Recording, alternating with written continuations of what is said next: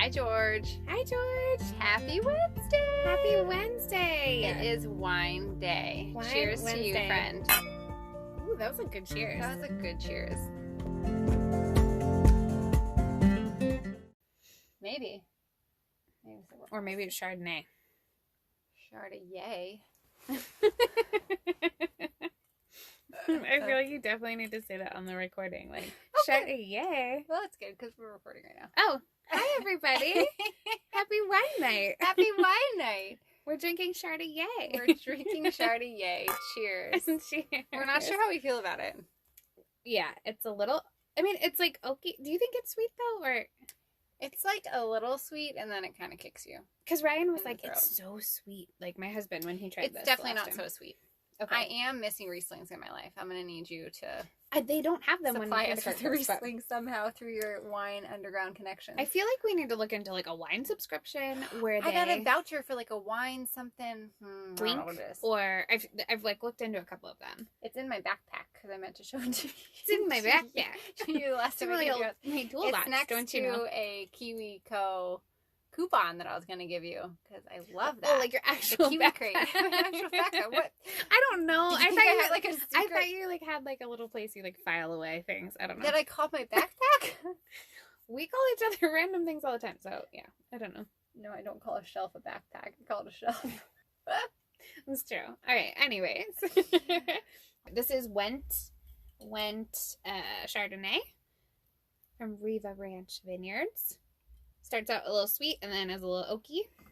At least I don't know if I'm describing that correctly, but I don't know what that means. But like it tastes like it was a in tree? oak barrels. Tastes like a tree. No, no, I don't know what a tree tastes like, but I do know what like alcohol from oak barrels tastes like. Is it? It's that Yeah, thing that makes your tongue kind of. yeah. Great. All right. Well, we've got our wine with ice cubes in it. You're keeping it classy over here. Keeping it classy. All right. Well, George, do you have a wine or a win for us today? I have a win. Yay. So as we're recording this, it is the end of January, and kind of, I don't know what happened, but like right around Christmas time, I kind of hit a wall where I was just feeling gross, and I'd been trying to work out. I started trying to work out more since then, and take time to exercise. But the problem that I was running into all through pandemic, all through everything, was that the only time I would find time to work out was early mornings, before everyone was up or after everyone was asleep, because then I didn't feel guilty that I was like taking time away from everybody else. So that was not sustainable because that's the time that feels good for you is when it's like stolen time in the day. right. It's not like the time that you're like having to add on to your day. Right. And that is where I was having a hard time like remaining consistent, because I don't actually want to work out during those times. I was just doing it because that was the only other awake time I had. Right. But then I had no downtime either. Yeah. So since then it was so funny because I stumbled across like my wedding vows that Ryan had written out, and he had said something like along the lines of like, I promise to always say what I mean, and mean what I say, basically, like in his vows, like, and you know him, he just says Sounds like what he Ryan. means, and Yeah. there's no, like, if he says, I really like your shirt, he really likes your shirt. There's no like Yeah. hidden agenda or anything, that kind of thing. And so something clicked in my head, and right around the top of the year, I was like, well, if I say, hey, do you mind if I go for a run? And it's like 5 o'clock, like pre-dinner time craziness, you know, it's like the time where we would normally all be rushing around and together.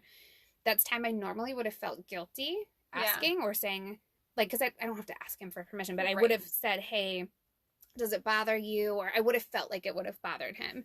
And right around that time, he said, no, that's great. Go for it. And I went, and I felt great because it was the middle of the evening. I got to like get the work stress off my chest and, you know, regroup. So I was like ready for dinner and like the next round of craziness in my day. And ever since, I've just been taking 30 minutes to exercise, or an hour, whatever it is, without feeling guilty. Like I just let that shit go. Right. And it's been a full month now, and I feel so happy and so great. And like I don't feel bad about saying, hey, I'm gonna go for a run, just because I would never be mad at him if he was like, hey, I just need to go get some fresh air, or I need to do this for 30 minutes. Great, go do that. Like that's what a partnership is. And I don't know why I was putting that like guilt on myself, So, well, cheers to you for that. yeah, so I'm just feeling good. That's fantastic. Yeah, so it's been almost a month. I think that it's just that time of day, if you've been with your child or children all day long, that time of day is like your breaking point where you desperately need a break. Yep.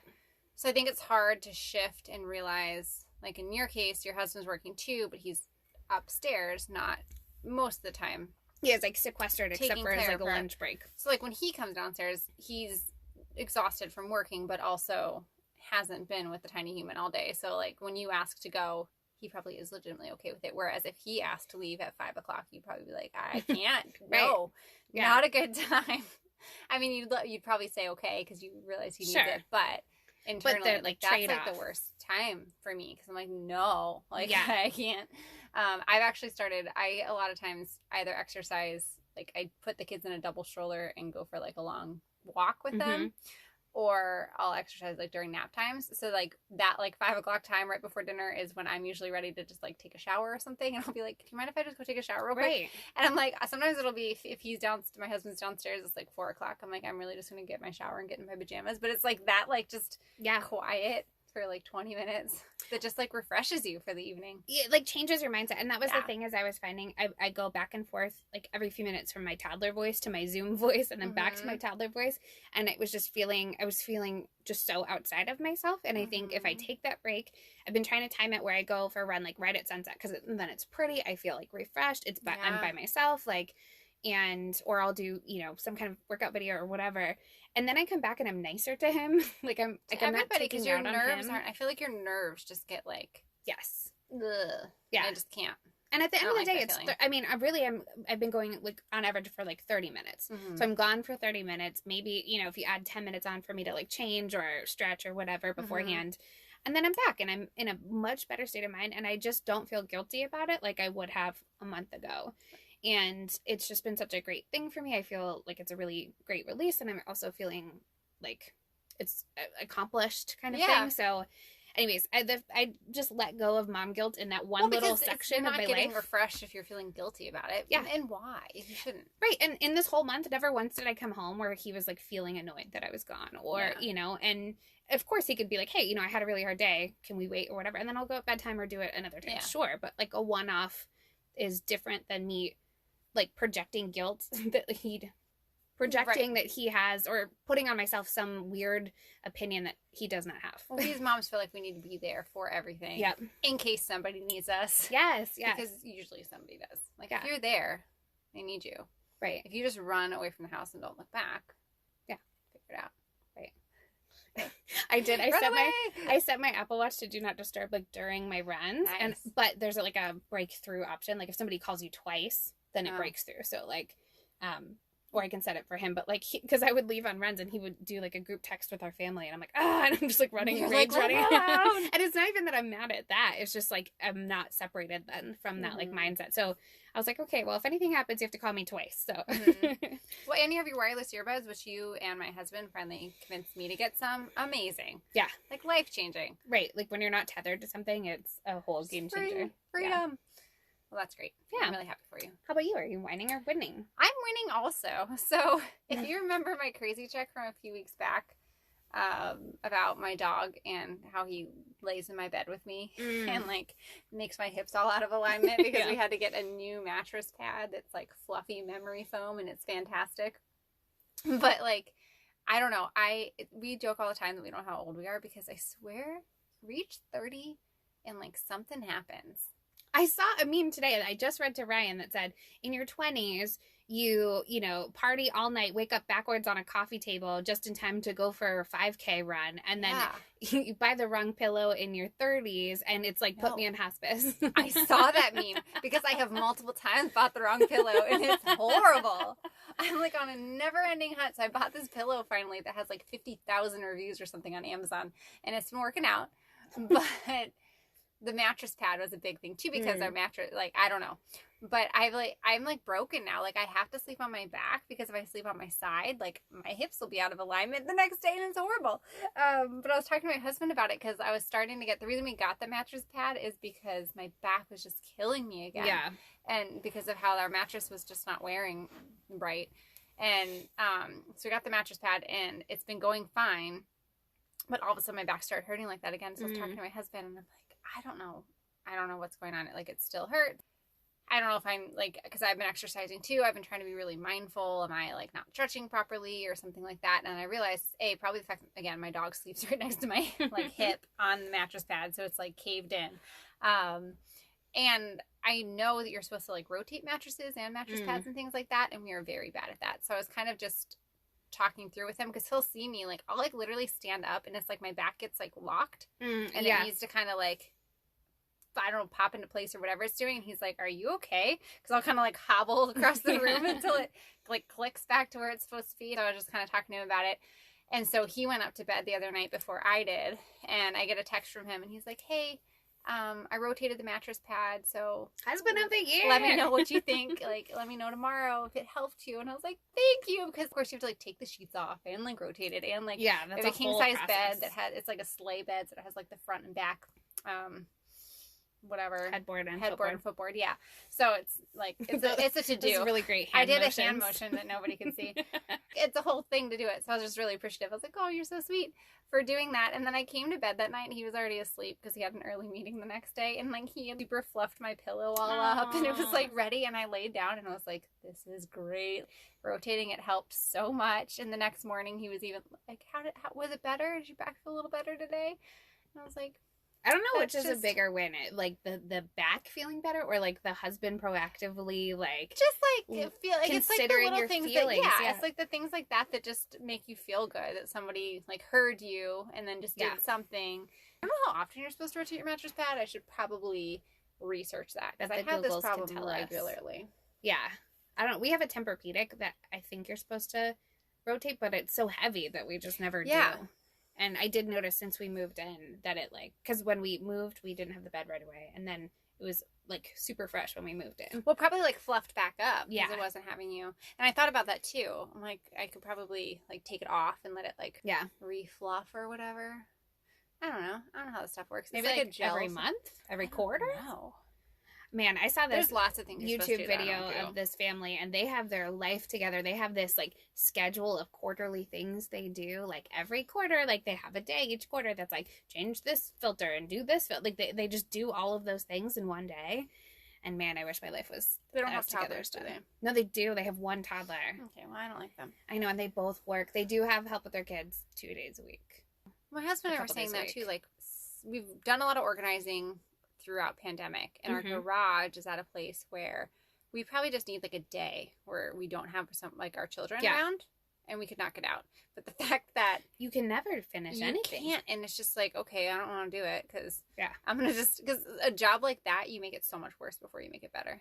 Ryan and I were just talking about this tonight, that we think that when the world opens up again, or it's safe for us with Claire's risk factors and all that we should just like trade off weekends, whether it be like a date night or whatever, like where one of us will just go while the kid's sleeping, and like you can do whatever the hell you want to do, whether you need to finish something or go on a date or do whatever. Because I was like, we need date nights out of the house. Like I just need to be somewhere out of this house with you with no human. Are you talking about us trading, like me and you? Okay. Like I was like, how are you going to go on a date without your husband? I thought you were talking about trading with your husband. I was like, are you like you guys? Do we need to have a conversation? Oh my god, I explained. Did you bring a pineapple? I explained to Jocelyn last week that I learned that maybe pineapple, like if you bring a pineapple to a party, that it could be a sign that you're offering to be a swinger. And hey, if my swinger mom is out there, let us know if that's true or not. But I heard that that's like a symbol of swinging. And so today she had her kid's birthday party, and tell me the text I got. Well, you like pineapple, so I was picking out fruit for the party, and right during pandemic. For anyone who's like new to following us or has missed this, we are both being super, super, super careful about pandemic. So we are in a little bubble with just our 2 families. When I say party, it is you guys coming to my house. Right. It was just for our party. But I had to text you, and I was like, so I bought a pineapple. To be clear, I don't want to swing with you. Secondly, it's already cut up. I don't know what that means. Like, right, like an extra open invitation. Like, is fruit salad like even a step further? I'm very interested. And then you brought strawberries to my house. It was a whole thing. I know. I almost made the same joke with the text, which is really funny. But anyway, so if you are in the swinging community, if that's really a thing, let us know. Do you, but also let us know. Right, you should never no bring judgment. Pineapple to somebody's house. I just want to know. want to know. I just want to be. I like to be really clear about my boundaries. Like, if there's any other fruit that I could bring to somebody's house that means something else, like, right? Like, I don't want to bring like an asshole fruit that's like, oh, this person hates me. Like, oh, they brought a papaya. Like, it's over. It's over. Whatever. Also, why would I bring a papaya? I don't. It's a very specific fruit. Right. Papayas are not good. I mean, I don't know. I think there's plenty of people that like papayas. Can you just like acquire a papaya like at the grocery store? Can you acquire? Well, I mean, listen, it's been a year since I've been in the grocery store. They're on our weekly grocery order, and it was not good. Well, I feel like getting a papaya from a Walmart grocery order is maybe not the best life choice. They sorry. No, I'm right. You are. It was gross. Well, yeah. Anyways, it tasted like a fruit that like didn't grow up to be a real fruit and wasn't quite fruity enough. Anywho, let's get on to our regular topic for our main topic. Speaking of boundaries. So we've been talking a lot lately. We've discussed that there's in case you haven't noticed, a global pandemic going on right now. And so we've talked about, like, gosh, we haven't really talked about the pandemic in our podcast. And part of that is because nobody's coming to our podcast to, like, let's all talk about how horrible life is right now. Right.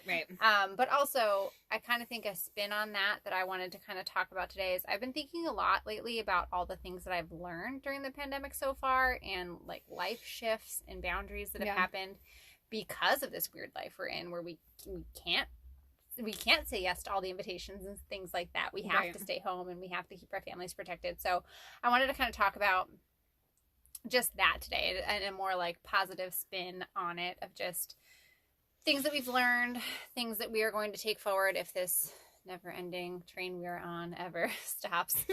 And yeah, I think that's a really good topic. Would you like me to go first? Yes. Okay. So I know that when I kind of pitched this to you that I want to talk about this, I know the boundaries thing resonated with you. So here's some of my thoughts. So for me, it's boundaries in relationships that I've kind of been realizing that I don't know if it's like a female thing or generational thing that like we did not grow up in a world that supported having boundaries. So I've noticed that like at the age that my daughter's at, so this is Jocelyn speaking. I have my two kids, 5 and 2 as of yesterday. My son turned 2. And I know so with my 5-year-old, I worry more about her in the pandemic because she did have friendships beforehand. Right. And I'm very aware of the fact that, you know, everybody's changing and growing. Everyone's family's changing and growing. Everyone's families have gone through a pandemic and their priorities may shift after the fact. And I realized also that during the pandemic, families have different ways that they're handling it. Different ways that they're handling it. And so depending on your risk factors and your beliefs and your, even, I mean, I hate to say it, but even your political views has like really shaped a lot of how people are handling it. I don't know, but it kind of made me realize that that's how we start learning to keep like friendships that are either toxic or aren't working for us in our lives because we're never taught how to have those healthy boundaries or like if there is massive life circumstances like this and it just changes things and it can't go back to the way it was before. It's okay to say, you know, that was either a phase in my life that I needed those people or, hey, they're going to be in my life still, but it might look a little different and be okay with that. And we talk a lot about our people-pleasing mentality and our anxiety. It makes you feel like you have to like hold on to everybody that has meant something in your life and at the same degree of closeness as well. And it doesn't give you freedom for people to kind of take some space when they need it and come back closer when they're ready and just kind of have that fluidity in relationships. So that's something just like I think for my own personal life, just kind of that relationship boundary setting that I realized as much as I tried to kind of react to the generation that we grew up in and have stronger boundaries, that I still, if like something happens in any relationship in my life, friendship, family, whatever, I was kind of like taking responsibility for it and trying to fix things. And like, even if it was at the detriment of my own happiness. And then I kind of was thinking about this the other day and I'm like, oh my gosh, like we are imprinting now on our children. And like, this is such a formative time that like, they need to learn how to manage these friendships just in life in general, but like obviously during a big like thing that's happening now. I think about that so often. I think about how we have to have boundaries and implement boundaries so that our kids will learn how to create boundaries without feeling guilty or weird about it. Like, just like I was talking about in my win, like we have to just show what that looks like so that they don't know any different. Right. You know, like you mentioned, maybe it's a female thing. And I do think that there's a very, very different standard for men and women in setting boundaries, because I think historically, if a man sets a boundary and says like, I don't want to do this thing, or this isn't serving me, or you know, they can even just, and there's nothing like weird or personal that's necessarily like read into that situation. And they're almost viewed as more assertive because they're just saying, hey, this isn't for me. And you know, and it's not personal, but it's just, I'm looking out for me because no one else will look out for me but me. Whereas like if a female does it, then it's like, oh, well, she has this weird thought, and maybe it's a female thing that we assume. Maybe it's like part of our weird guilt thing that we're used to having to like smooth things over and be apologetic and like make sure the other person's okay. And like usually in at least the female relationships, the other person's not okay, and like it's this weird like. But again, I've talked to my husband about this a lot. I'm like, are you upset? Like if something happens like with one of his friends or something, I'm like, are you feeling upset about that? And he's like, I don't know, like maybe a little, but like okay, that's what it is. And it's just kind of that like, it is what it is, and he's able to more move on from things than I think we are. I remember I had a friendship around the time that I got married, and there was something, we had a falling out because she was saying things about my family and different things that I heard about. And for me, like, family is the most important thing. And I just drew a boundary. And I just said, hey, I'm not okay with this. I'm not okay with you bad-mouthing my family. I'm not okay with... it was just something that I just was not willing to move past. And I was really polite. I wasn't mean. I was, and we were friends and we worked together. And I was super professional. So nobody on a professional level would ever have guessed that something was off or weird. And, you know, it was brought to my attention later that after the fact, there was all kinds of things said about me. It was just such a silly thing that was like, because I drew a boundary. Like, hey, I'm not okay with this thing. In that moment, I'm proud of you for actually setting the boundary and saying the thing. Because that's what's hard for me. Is when people... I guess, are setting the boundary, but they don't come out and say it. Right. So you're like, okay. And then it feels passive aggressive. Yeah. And you're like, what do you need from me? Like, do you want me to keep trying? Are you going through a hard time? Or do you just, are you trying to set a boundary and you're just not being clear about it? Because tell me. Right. Or like in pandemic, like, hey, my family doesn't feel that we need to stay home. So, you know, we're going to continue to go out. It's not a personal thing, but we're not going to be able to see each other because, you know, I'm still going to go out and you're not. And that's that. Like, that could be that. And it could be as simple as that. But a lot of times it's like this weird judgment thing. And it's hard. And I think if pandemic has taught me anything, it's just that, like, I don't have time for that shit. Like, I don't care to worry about anymore if that boundary is going to offend somebody, because I know that I will handle myself. You need to do it politely. I'm not going to be rude and or, you know, project my judgment on them, but it's just this is just what's best for me. But I do realize too that I was doing that sometimes, of especially at the beginning of the pandemic. I think it was maybe like a jealousy thing of people that were going out and still living their lives and weren't afraid or didn't have respect or whatever. That you were like, what are you doing? No, we're all in this together. Let's all stay home. That I think we've gone through many phases on this roller coaster, right? Where like, I think we're both at that point now where we're able to say, okay, you're doing that thing and we can still be friends. We just might have to adapt in how we connect with one another until this passes. Yeah, boundaries are okay. And I think that for a long time, I at least felt like they weren't okay. And it was somehow a slight against people or like, being hurtful in some way, when really it's just for all of our mental health to just set the boundary, be clear about it. And it's hard when maybe other people aren't as good about being clear about it. So then it's that weird dance of like, no, I'm just trying to set this boundary, not trying to upset you. Yeah. And I think along those lines too, like, it doesn't have to escalate to like a fight. It can just be, hey, I'm sensing there's some tension around this topic. Now that I've said this, can we talk about this? And then that's part of you completing that boundary. And it's just this way that you can complete that interaction without leaving that bad blood behind.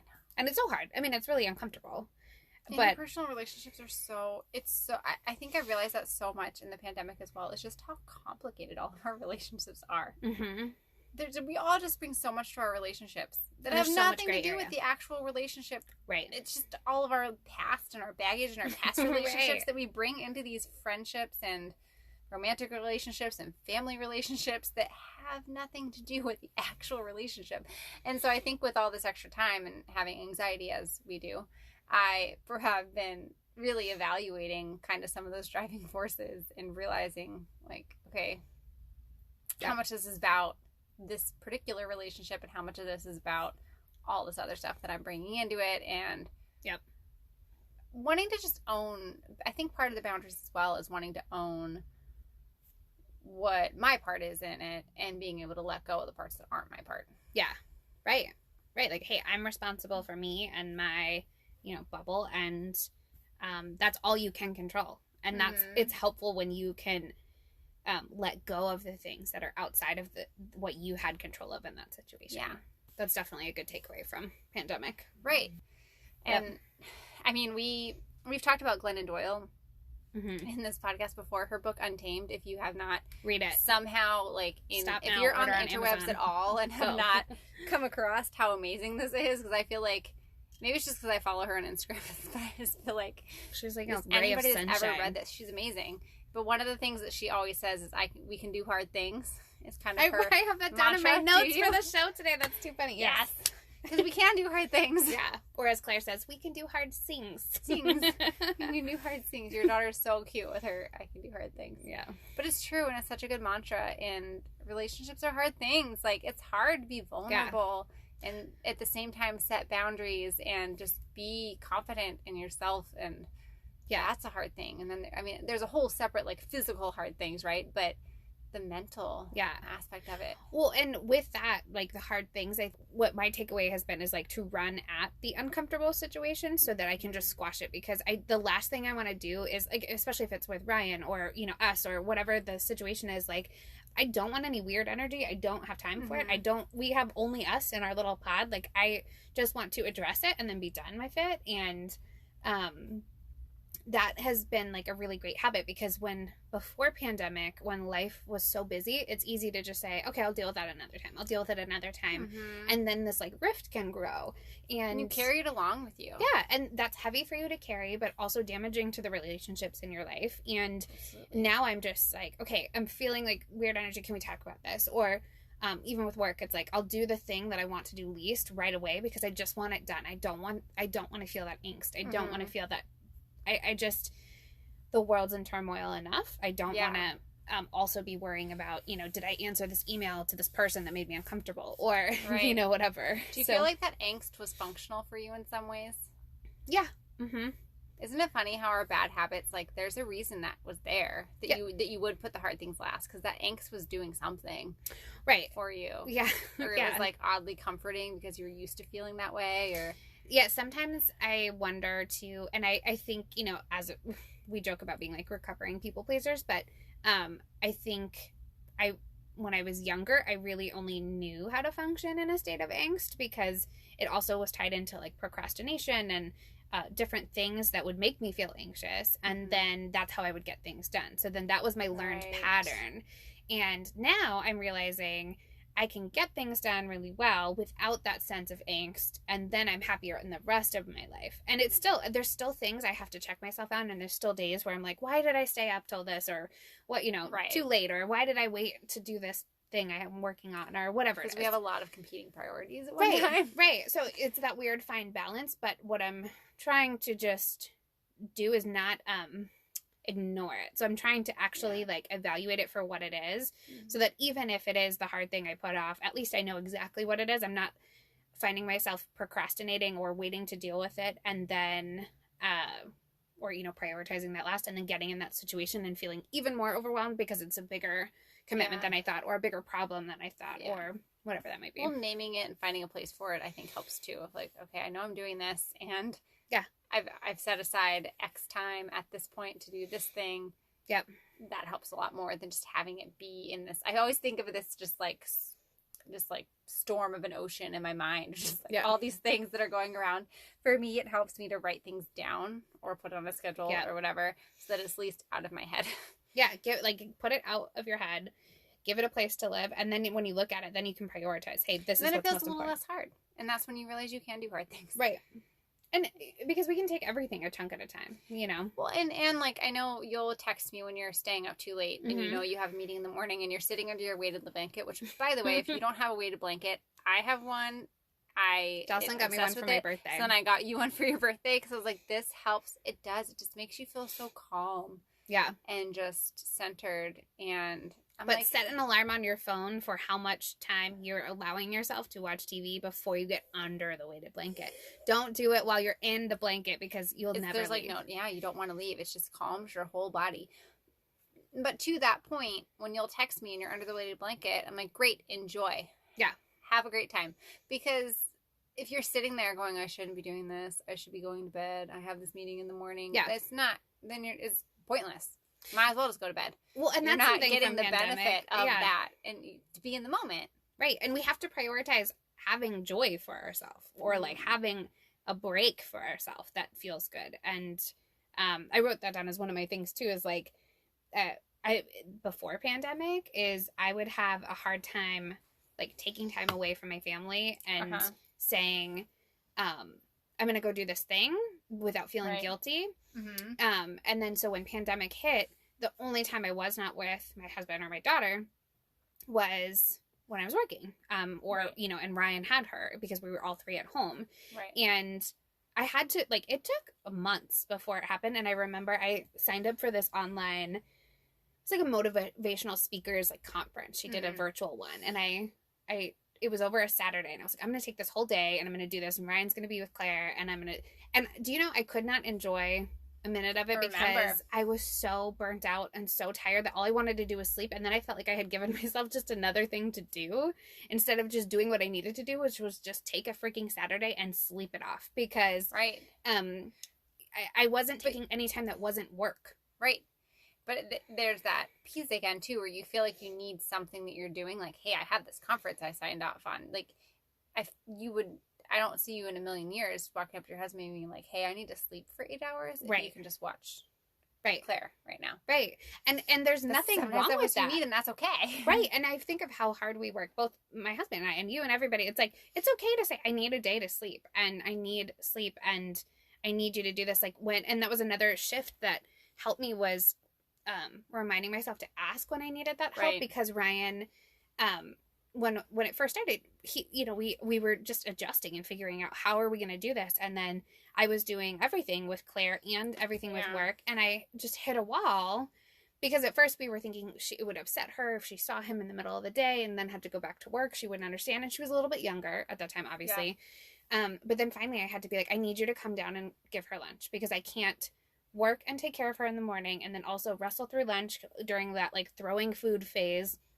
And then also put her down for a nap and then be back in time for a meeting because what if she screams or what if whatever. So he started doing her lunch and putting her down for a nap in the middle of the day so that I could then get a longer stretch in the afternoon of work. And that was sure he gets a lunch break, right? Yeah, so and he took his lunch break and did that. And before he was taking a nap because that's what he used to do when he would go to the office is he would come home and take a nap. So when we came into this thing, he was just upstairs. So he's like, well, I'm going to lay down and take a nap.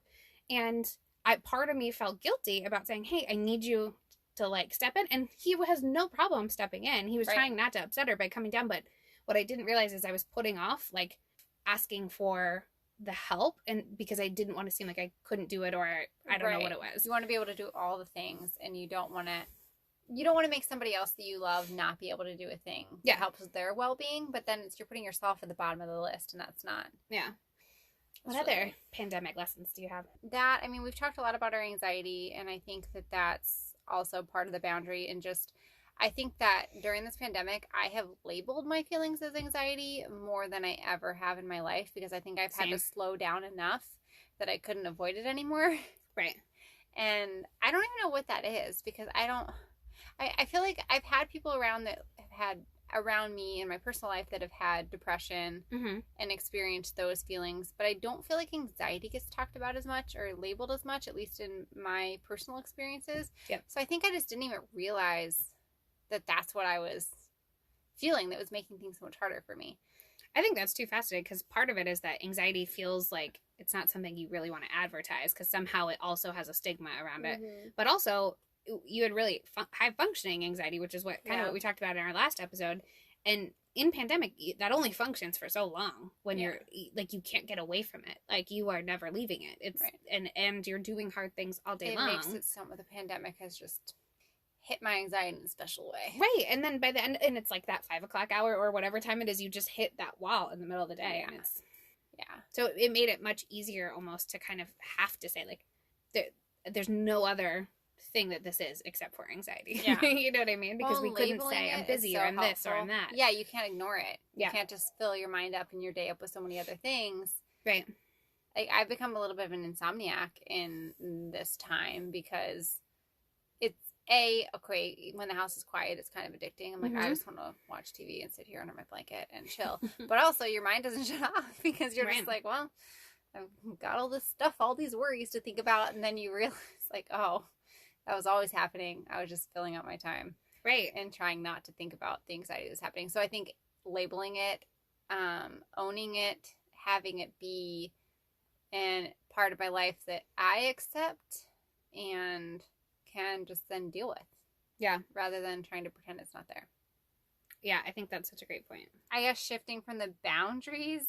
So we have had, you talked a little bit about your working life and how that transitioned into being a career mom who is at home because of the pandemic.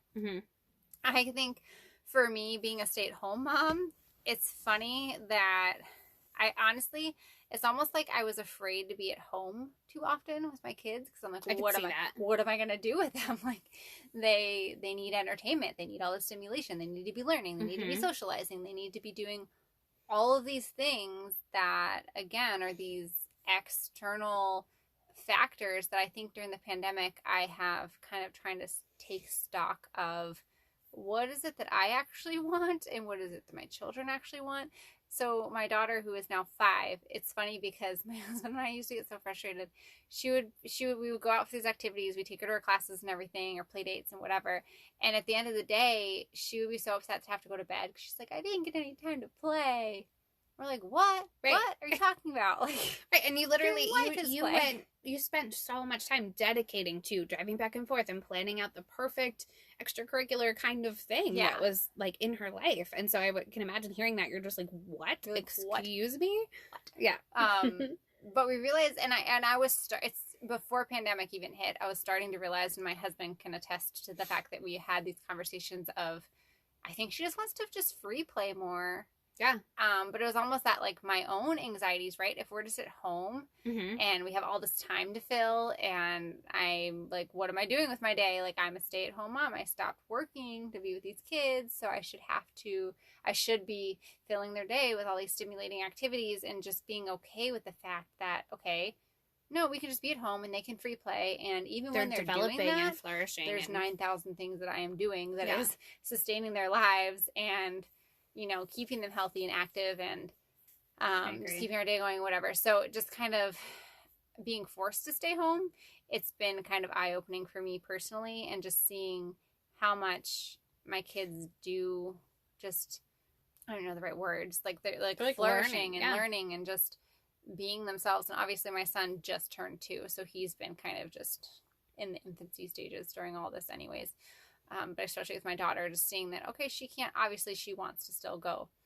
She would rather be going sometimes and doing the things. Right. But just realizing that it's okay for it to be a little bit of a balance. And if we don't have this crazy packed schedule and that, like, go lifestyle, that I'm still doing a good job at this stay-at-home mom thing.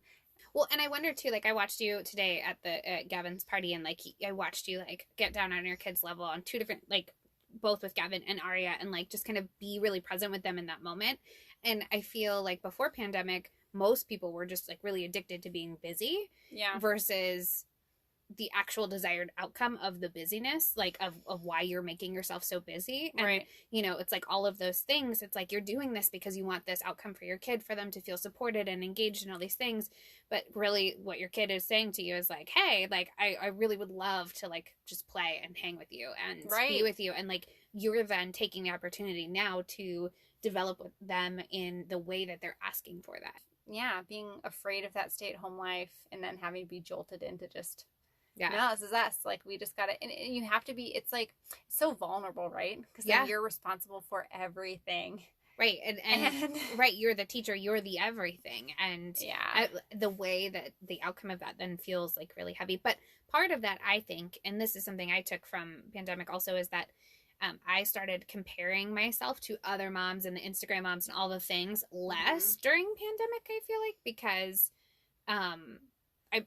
I made this call for my kid because this is what is best for her. She's got health issues, so we're staying home. And I felt so convicted in that decision that, like, this is the best for me. And I think because I had such this strong, like, motivating force in that I didn't feel like I even needed to worry about, like, what other moms thought, because this is our only option. Just own your decisions. And it's okay. And I don't have any other options, but, like, that would be the option you'd want to make. Right. Like, and also, I came from a working mom, like, working outside of the home, because I 100%, and we've talked about this a million times, but 100% what you do is a job and is 100% I saw working. on Instagram, someone was calling it a career mom versus a stay-at-home mom, and I was like, oh, that's the better phrasing for, like, the thing that me and you kind of talk about of, like, I get when you say working mom that you know that stay-at-home moms are working also. I like that, career mom. I also like working in the home mom too, because I feel like that's what you're doing all day. Like, you clock in before all of us, you clock out before, or you're staying in, like, in your job role longer than anyone who would be in an office, you know what I mean?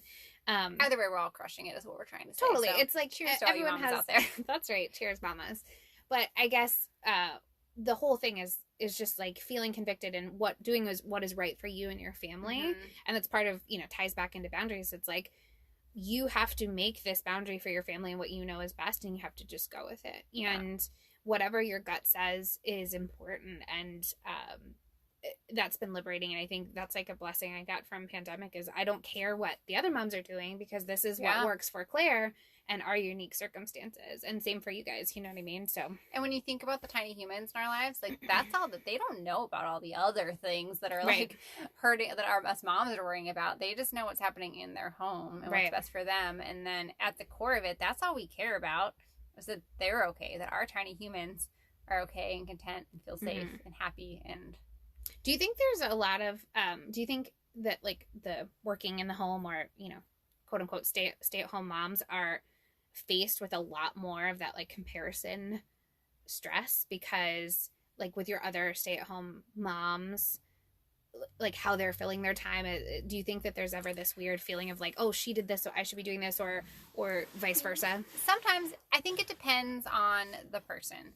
Because I think you and I have talked about, and I think it actually might be our next episode, talking about the identity shift when you become a mom.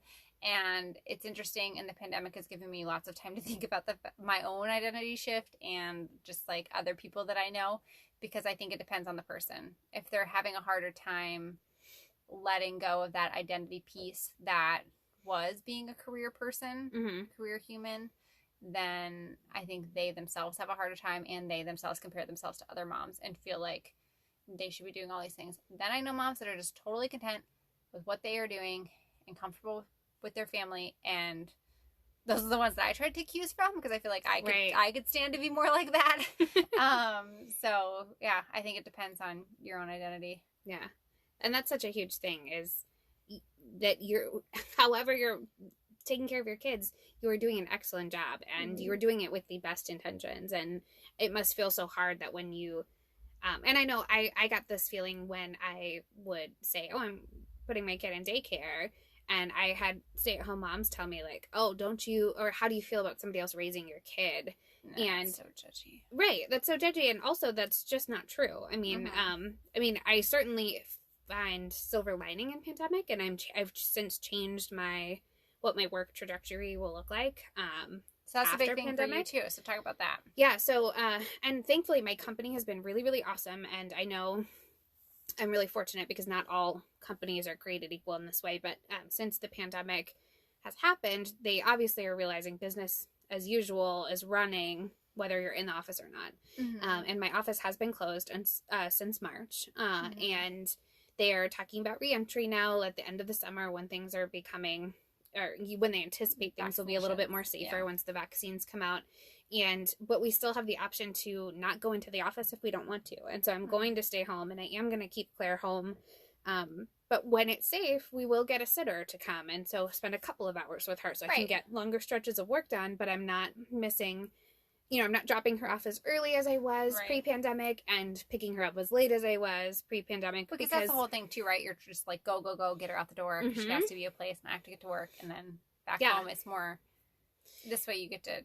And that was something right before the pandemic hit. I remember you and I had plans to hang out, and I canceled our plans because I was like, I just need to be with her. I just felt life, I was addicted to being busy, and I was doing everything, and I spent a lot of quality time with her on the weekends, but it was not enough. And for me, for how I was feeling. And so this was the silver lining in that now I can make the choice to stay home, and then eventually we'll transition to more childcare support. So I'm not, losing my mind. Going crazy, because that'll be good for her too. But you very much in life compartmentalize things. I mean, we talked about how your stress has like come out and like your eyes swelling and stuff. But it's true. It's like you had your work, you had your Claire, and I've seen you, and I've been really proud of you across pandemic. I've seen this like this transition that you're talking about, where you're realizing like it all blends together, and you're more sane if you find a way that works for it to blend together than having all the things be separate. And that's great. Thanks, that's awesome. And I'm so proud of you. Like that's such a self-growth, like realizing what you actually need to sustain things. We're going to talk about this a lot more in the next episode, so tune in. But you helped a lot in helping me to determine where I held my like kind of self-worth or like how I identified. And we're going to talk about that a lot in the next episode. But after we had that long heart to heart, I was on the phone like crying to Jocelyn, just like, oh, this is so hard, because I was feeling so stressed.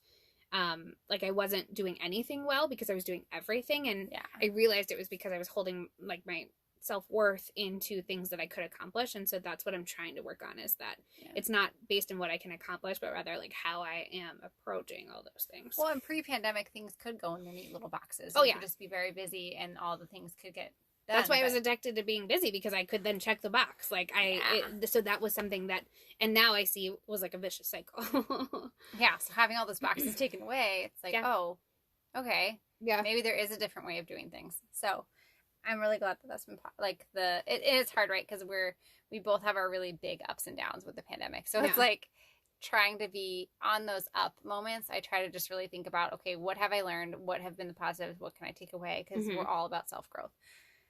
On that note, crazy check. So I have a crazy check today. Right. Okay. Lay it on me. So when moms are venting or saying that this is hard, or this is the kind of day I had, and I see a lot more of that on the internet. People are being a lot more vulnerable and saying like, this really sucked, or this is really hard, or I'm crying and I don't know what to do in this situation. And then when people respond and say like, you'll miss this one day, my crazy check is, do you think that the person who said that would actually also miss that thing? Like, for example, like if I'm like, oh my gosh, if I change one more crap diaper, I'm going to lose my mind. Or if I have to pick up this freaking block for the 15th time today, I'm going to lose my mind. And then somebody responds and says, you'll miss this one day. Do you think that they would really miss picking up the block? Or are they just trying to say, like, you should reframe and appreciate that? Okay, so there's a lot to unpack there. I know. Like, so you're asking, there's multiple questions there. Okay, first question. Yeah, so I mean, okay, go ahead. So part of the segment is just kind of questioning our own sanity and things that are driving us nuts. So I think part of what you're asking here is it okay that you felt upset by people saying these things to you? More my question is, do you think they really they're going to miss really picking up blocks? Like, do you think, no. Okay. They're not. So I think what they are saying is that if it's people, in my experience, I think that it's people that are older than us, whose kids are grown, who miss their kids needing them the way that they used to. Okay. That's the assumption I try to make when people say that to me. But they don't miss the mundane little things because they forgot about all those little things, right? Mm-hmm. So, like, when you're removed from it, like, think about anything that's, like, 10 years ago in your past. It's much different of a memory mm-hmm. than when you were living it day to day. So, I think that however far removed people are when they give that advice, no, I don't think that they're thinking that they miss those things. I think they're missing the days where their kid, the good parts, right? Because those good parts of those days, like the days when that crap happened, were also great in other ways. Because we talked a lot about today where we are addicted to that like busy lifestyle sometimes. So I can't imagine that piece if the people that are saying this are, to our assumption, people that are past that phase mm-hmm. in their life. Like, what do? If you have so much of your identity wrapped up in right your kids and everything they're doing, like, what do you do after that? So maybe you miss that piece. Maybe you don't miss the blocks, you don't miss the poop, you miss the season of life that was. You miss the season of life, you miss the purpose. Okay. You miss that piece. So, and the reason I bring that up is because that's the assumption I try to make when someone tells me you'll miss this shit. Okay, because I'm not going to miss picking up the 15 block, the block for the 15th time, because I pick up the same toy every 20 minutes or so because I don't want to live in clutter. Clutter makes me feel anxious, so I continue to pick up the toys. Yes, I could wait till she's gone to bed or whatever, but that's not, I don't have that in me. So I'm not going to miss picking up the toy 17 times. So I bring it up as a crazy check because I can imagine the other moms out there are feeling like a little bit like, why does everyone keep saying you'll miss this or whatever when they are trying to express a moment of frustration? And of course, I want to like put out into the universe that of course, especially if you've experienced loss, you will feel nostalgic for a season in life. But perhaps it's not helpful or constructive to people. Right. I mean, do you think that can be harmful? That statement? For sure. Okay. So crazy check answer is that it's not I don't think it's a kind way to respond. I think it misses the point, and I think it invalidates the person's experience. Yeah. Because it's okay for something to be hard and for you to be enjoying it and love your tiny human. And you will miss when she's 2 at some point in your life. You will not miss picking up the block 9,000 times. Right. So, and I'm not complaining that I have to pick up the block. I'm expressing that I feel frustration around. It invalidates the experience, and I think that's the part that makes us like question our sanity and feel a little crazy, because I'm on the same page with you. That is very unhelpful advice. Mm-hmm. It's not something that we need to hear when we're in the thick of it, right? Right. Because like moms are not going to miss not sleeping. Like they will miss the baby snuggles. Right. And moms are not going to miss like feeling like they're so busy or driving hours away to go to sports games or whatever that is, but they will miss the quality time with their kid. Right. Well, and it depends too, like whether you had 1 kid or you had 7 kids. Like, it depends on your experience when you're giving that sort of advice also, because I will tell you that my daughter's first year of life, I don't miss that time because she never slept. Right. And I Which have was stressful on your PTSD reactions to that because I had such a hard time connecting and bonding and doing all the things, and I was first time mom and feeling like I should be feeling a certain way, and people would tell me I'm going to miss this time when she's a newborn, and I did not understand why people like the newborn stage when I was in that moment. So people then telling me, and that ties into the guilt I'm going to miss it. I'm like, gosh, I'm a terrible mom because I'm not savoring every moment of this. Now my son, when he was a newborn, I could understand that a little bit because I have better memories of it. He also wasn't like the most stellar sleeper as compared to like your unicorn of a daughter. But like, but even her, I mean, babies don't sleep early. I kind of, when I had him, realized like, oh, okay, this is the newborn phase that people are talking about. It feels like the people that did have good experiences and said those things to me, then I could kind of understand. Removed from it. But in the moment, it's like, gosh, you know what? No, this is hard. Let me feel my damn feelings. Let me feel my feelings and don't invalidate them, because what is your option at that point? If you're telling somebody what you feel and they tell you that, then you just internalize it and you feel this guilt, like you're failing as a mom in some way. And it's like, that's not okay. And I've tried to more recently respond to those comments with like, yes, I will miss this phase of life. And it's very hard to be in this moment with all of the other things I've also got going on. And the word and but are really, really powerful, because if you replace and with but, you're not negating everything that you just, I'm sorry, if you replace but with and, you're not negating everything you said before the word but. And there is a pandemic takeaway as well. You and I just had this conversation about that recently. Of saying, and I can feel this hard thing, and you can feel two feelings at once. You can, and it doesn't take it away, and you can be a multidimensional human being, and that's how we all should be. Yeah.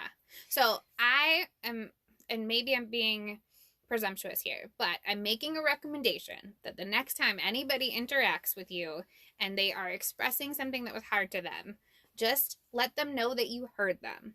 Like, oh, it sounds really hard that you had to pick up that block 17 times. Or that must be really frustrating that you're not getting any sleep for the 15th week in a row. Or, I really appreciate how well you're loving on your tiny human. Right.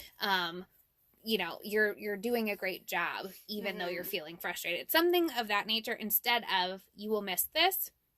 Because, of course, we will appreciate all of those moments that are important, and we will look back and miss, different seasons in our life. But thank you for walking me through that. Yeah, I don't think you're alone in that feeling, and I think that will resonate for people as well. And I'd be interested, honestly, to hear from people some of those comments that they do receive that do feel that invalidating feeling.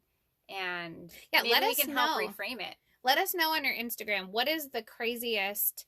we'll put up a question bubble or somewhere on our Instagram, the Winding Moms Podcast, where you can let us know what is the craziest you'll miss this that ever happened. Like the most insane thing that, of course, you are not going to miss, but somebody told you would miss this. Let us know. And also know that we are here for you, mamas, and we know that you will freaking miss that season of life, and it's okay for you to vent. So... that's what I have for you all. Absolutely. I'm a little salty about that one. As you vent to our listeners. Yes. So thanks for being my sounding board, guys. Yeah. That's how we work through these emotions that we're feeling when we just feel like something has pushed us way over the top. But thanks for listening today. Find us over at our Instagram, The Winding Moms Podcast, or on our website, thewindingmomspodcast.com. And we are happy to have you here with us. Happy Wednesday. Happy Wednesday.